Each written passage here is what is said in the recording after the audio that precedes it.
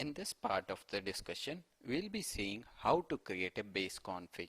The base config is nothing but a configuration which is common across all your Splunk instance. Let's say I have 200 forwarders which needs to have minimum configuration in order to operate in my Splunk environment. That is nothing but inputs and outputs.conf. It needs to know what it has to collect and where it has to send. That is defined in our inputs and outputs.conf. So we'll be seeing how we can create a base config and deploy it using our deployment server as part of our lab exercise. And we'll also be seeing how we can use an application to change the default certificate that is used for Splunk TCP communication for exchange of the logs using SSL. These are some of the most common practices where we will be using deployment server to change the configuration across the organization where all your universal forwarder are installed, that is inputs, outputs and also SSL certificates across your universal forwarders. Now let us create a server group for our universal forwarders.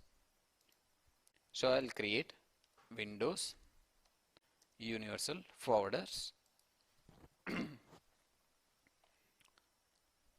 Under Windows universal forwarders, I'll say ** match everything with Windows x64.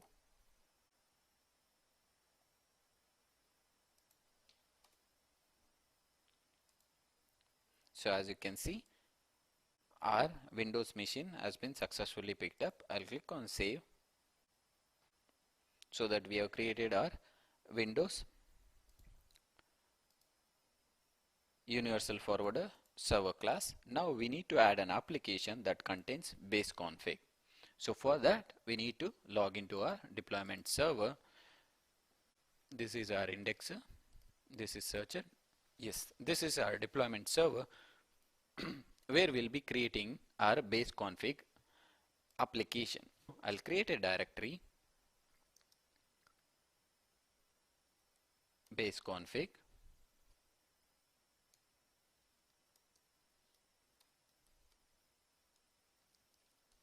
So here I'll be creating one more directory,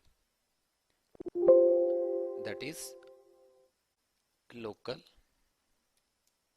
Under local we'll be creating our outputs.conf.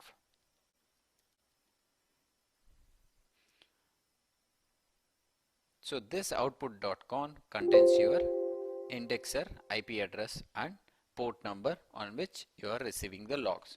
Before that, we'll see what is the present configuration on our universal forwarder. Go to Splunk home. This is our Splunk home, etc,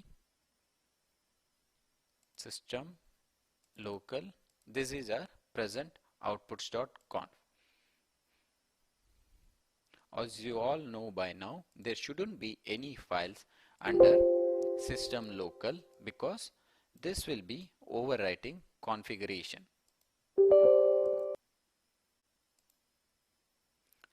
We'll make sure the outputs.conf here is empty.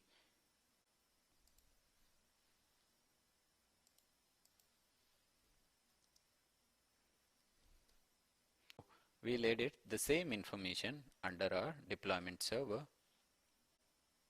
and we'll change it to our indexer. This is our indexer IP.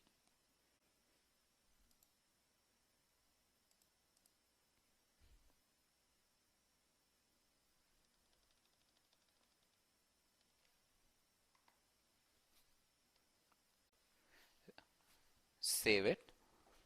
Once saved, we need some of the minimum directory structures of our Splunk application. For that, we'll copy some of the contents from our previous app, that is Splunk. We'll copy metadata information so that our application is enabled by default.